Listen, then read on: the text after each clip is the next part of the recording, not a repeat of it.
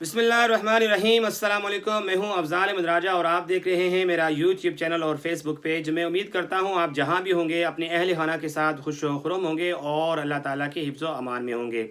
8 फरवरी 2024 को इलेक्शंस हो गए। इलेक्शंस के रिजल्ट्स में रद्दबदल भी हो गया, धांधली भी हो गई और बड़े पैमाने पर चीज़ों को तब्दील किया गया। रिज़ल्ट को चेंज करके पाकिस्तान तहरीक इंसाफ आवाम और आवाम के सुनाए हुए फैसले के ऊपर मैंडेट के ऊपर डाका डालकर पाकिस्तान मुस्लिम लीग नवाज़, पीपल्स पार्टी और MQM और दूसरी जमातों को सहूलतकारी मुयसर करते हुए उनकी झोली में पाकिस्तान तहरीक इंसाफ की जीती हुई सीटें डाली गईं और निज़ाम और निज़ाम के चलाने वाले इस सारे धांधली के खेल में मुलव्वस और इस धांधली के इंकशाफात भी आहिस्ता आहिस्ता आने लगे। लियाकत चट्टा साहब की प्रेस कॉन्फ्रेंस और ये इकरार करना कि इस धांधली में काजी फायज़ ईसा साहब और इलेक्शन कमिश्नर पाकिस्तान बराह रास्त मुलव्वस हैं और लियाकत चट्टा कमिश्नर रावलपिंडी ने यह भी इकरार किया कि वो इस तमाम घिनौने खेल का हिस्सा रहे। उन्हें सज़ाए मौत दी जाए, उन्हें फांसी दी जाए, उन्हें आइन और कानून के मुताबिक जो उनकी सज़ा बनती है उनको दी जाए, क्योंकि उनका ज़मीर बार बार उनको मलामत करता है। फॉर्म 45 के मुताबिक पाकिस्तान तहरीक इंसाफ 180 से ज़ायद सीटें लेकर पाकिस्तान की सबसे बड़ी जमहूरी पार्टी बन चुकी है और उनका दावा है कि ये इलेक्शन 2024 में पाकिस्तान की आवाम ने वाज़ेह फ़ैसला सुनाया है पाकिस्तान तहरीक इंसाफ के हक़ में। लेकिन निज़ाम और निज़ाम के चलाने वाले रिज़ल्ट में तब्दीली करके रद्दबदल करके पाकिस्तान पीपल्स पार्टी, मुस्लिम लीग नवाज़ और MQM को ख़ास तौर पर इन तीनों पार्टीज़ को आगे लेकर आए। और अब जब से इलेक्शंस हुए तब से दो बड़ी जमातें पाकिस्तान पीपल्स पार्टी और मुस्लिम लीग नवाज़ अपनी मशावरती मीटिंग्स करती रहीं और कल रात यानी कि जो रात गुजर चुकी है पाकिस्तान पीपल्स पार्टी और मुस्लिम लीग नवाज़ के दरमियान 5वां मशावरती दौर ख़त्म हुआ और बिलावल भुट्टो की तरफ से उस मीटिंग में यह अनाउंस किया गया कि दोनों पार्टीज़ के दरमियान मुश्तरका बाहमी रजामंदी से ये तय पा चुका है कि दोनों जमातें मिलकर हुकूमत बनाएंगी और इस हुकूमत के ढांचे में जो पाकिस्तान के प्राइम मिनिस्टर होंगे वो शहबाज शरीफ होंगे और पाकिस्तान पीपल्स पार्टी की तरफ से सदर पाकिस्तान आसिफ अली जरदारी होंगे और बाकी चीज़ों पर भी वो इत्तफाक हो चुका है, जिनमें पाकिस्तान पीपल्स पार्टी की पहले डिमांड्स थी कि सेनेट का चेयरमैन, कौमी असम्बली का स्पीकर और फिर जो बाकी चीज़ें हैं जिसमें वो ये कह रहे थे कि पाकिस्तान पीपल्स पार्टी वजारतें नहीं लेगी और कैबिनेट का हिस्सा नहीं बनेगी, तो उन पर भी पाकिस्तान पीपल्स पार्टी की तरफ से ये कहा जा रहा था, बिलावल भुट्टो के ये बयानात आ रहे थे कि पाकिस्तान तहरीक इंसाफ चूँकि इस हुकूमत बनाने के लिए उस तरफ से कोई रजामंदी शो नहीं की गई पाकिस्तान में तहरीक इंसाफ की तरफ से, तो लिहाजा पीपल्स पार्टी अपनी शराइत पर और अपनी डिमांड्स के मुताबिक मुस्लिम लीग नवाज़ के साथ हुकूमत बनाने जा रही है। तो ये चीज़ें हो चुकी जी, फैसला हो चुका। नई एक PDM2 आ रही है, वही हुकूमत जो पहले 16 महीने हमारे पाकिस्तान के 25 करोड़ आवाम पर मुसल्लत रही और पाकिस्तान में आइन और कानून की धज्जियाँ बिखेरी गईं और पाकिस्तान की मुआशी हालत बद से बदतर हो गई। पाकिस्तान के तमाम जो निज़ाम को चलाने वाले और निज़ाम पर जो मुसल्लत इक़्तिदार के हलकों में बैठे हुए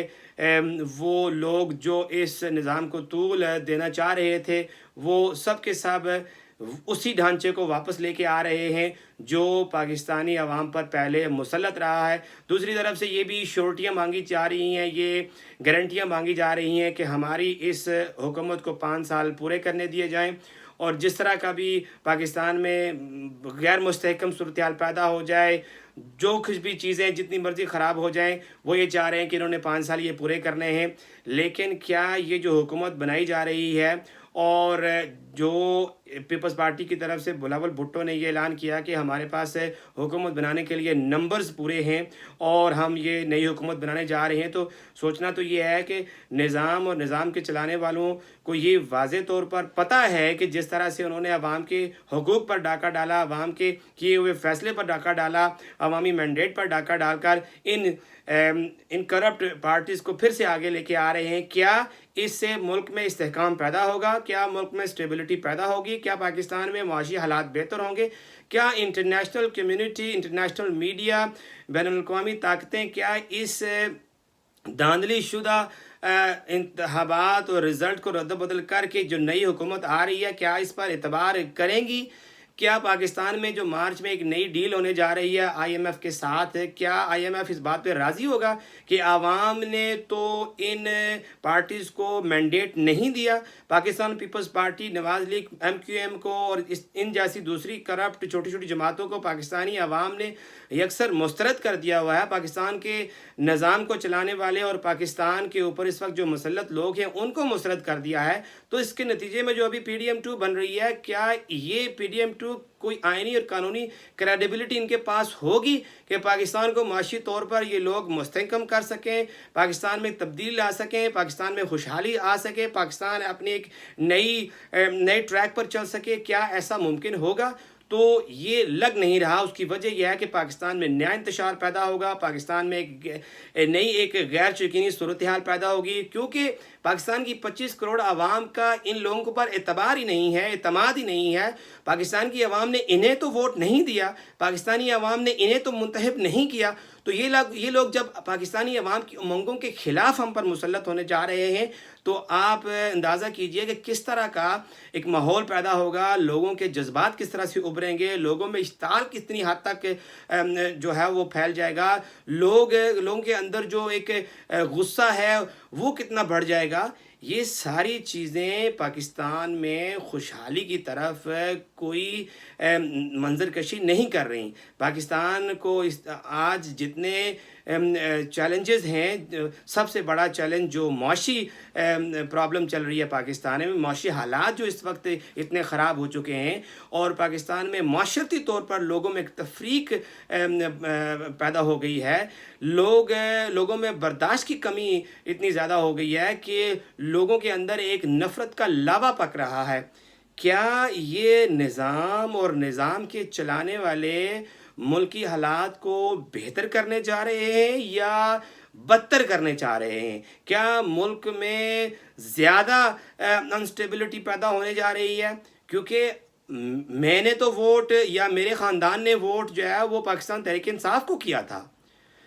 میرے جیسے باقی جو 2 کروڑ سے زائد نوجوانوں نے ووٹ کیا انہوں نے تو ووٹ پاکستان تحریک انصاف کے حق میں کیا۔ تو جب ان کے سامنے اس طرح کا ڈھانچہ آئے گا، اس طرح کی حکومت آئے گی جس کی کوئی کریڈیبلٹی نہیں ہے، نہ اخلاقی اور نہ قانونی، تو کیا وہ نوجوان اس کے خلاف اس کے جذبات نہیں ابھریں گے؟ کیا وہ یہ سوچے گا نہیں کہ میرا ووٹ کہاں گیا، میں نے جو اپنا حق رائے دہی استعمال کیا گیا تھا اس کی تو تذلیل کی گئی ہے، اس کو تو پس پش ڈالا گیا ہے، اور اس طرح باقی جو لوگ اس عوام جو اس انتخابات میں نکلی اور واضح طور پر بڑے جوش جذبے اور امید سے یہ ووٹ دیا کہ ان کے ووٹ سے تبدیلی آئے گی، پاکستان خوشحالی کی طرف جائے گا، بہتری کی طرف جائے گا، کیا یہ ساری چیزیں عوام کی امنگوں کے خلاف نہیں ہیں؟ یہ کہنا کہ جی پاکستان تحریک انصاف کے پاس نمبرز نہیں ہیں اور وہ حکومت نہیں بنا سکتی اور سنی اتحاد کونسل کے ساتھ اتحاد کرنے کے باوجود ان کے پاس نمبر نہیں ہے۔ نمبر جب آپ نے چوری کر لی ہیں، جب ان کی سیٹیں آپ نے چوری کر لیں، جب آپ نے لوگوں کے مینڈیٹ پر ڈاکہ ڈال لیا تو وہ کس طرح حکومت بنائیں گے؟ آپ کے اندر کوئی اگر غیرت کا تھوڑا سا بھی مادہ ہو، آپ کے اندر کوئی تھوڑی سی بھی سیلف رسپیکٹ ہو یا تھوڑا سا بھی آپ کے اندر ضمیر آپ کا جاگ رہا ہو، تو آپ کو تو چاہیے تھا کہ آپ کہتے جی ہم عوام نے ہمیں مسترد کر دیا ہے، عوام ہمیں بالکل پسند نہیں کرتی، ہم اپنا اعتماد عوام کے اندر کھو بیٹھے ہیں، لہٰذا ہم یہ بڑے پن کا مظاہرہ کرتے ہیں۔ پاکستان تحریک انصاف کو عوام نے منتخب کیا ہے، ہم اپنی ساری سیٹیں جو ہم دھاندلی کے نتیجے میں حاصل کر رہے ہیں واپس پاکستان تحریک انصاف کو دیتے ہیں، اور 180 سے زائد سیٹیں وہ لے کر پہلے نمبر پر ہے، تو انہیں کہتے ہیں کہ آپ اپنی حکومت بنائیں۔ تو آپ حکومت بنانے دیتے، لیکن آپ کو تو اقتدار کے نشے میں اور ملک کے خزانوں پر بیٹھ کر ملک کو لوٹنا اور ملک کی جتنی بھی مالی یا سیکیورٹی صورتحال اس کو مزید خراب کرنا آپ کا تو مشن ہے۔ آپ نے تو ہمیشہ سے اپنے بینک بیلنسز بنائے ہیں، اپنی جائیدادیں بنائے ہیں، اپنی بزنسز بنائے ہیں، تو یہ نظام اور نظام کے چلانے والوں کو سمجھنا چاہیے۔ دوسری طرف پاکستان میں جو عدالتیں ہیں وہ خاموش بیٹھی ہوئی ہیں، خاص طور پر جو لیاقت چٹھا صاحب ہیں راولپنڈی کے کمشنر، انہوں نے ایک اقرار کیا، انہوں نے کہا کہ 2024 کے الیکشنز میں یہ بہت بڑے پیمانے پر دھاندلی ہوئی، اور اس دھاندلی میں براہ راست قاضی فاضل صاحب چیف جسٹس آف پاکستان اس میں ملوث ہیں۔ اس کے بعد انہوں نے یہ بھی کہا کہ اس الیکشنز کے ریزلٹس میں رد و بدل اور دھاندلی کا جتنا معاملہ ہوا، براہ راست election commission of Pakistan chief election commissioner Sikandar Sultan Raja صاحب اس میں ملوث ہیں۔ تحقیقات کی جائیں، فارم 45 کی تحقیقات کی جائیں، اور جو پارٹی فارم 45 کے مطابق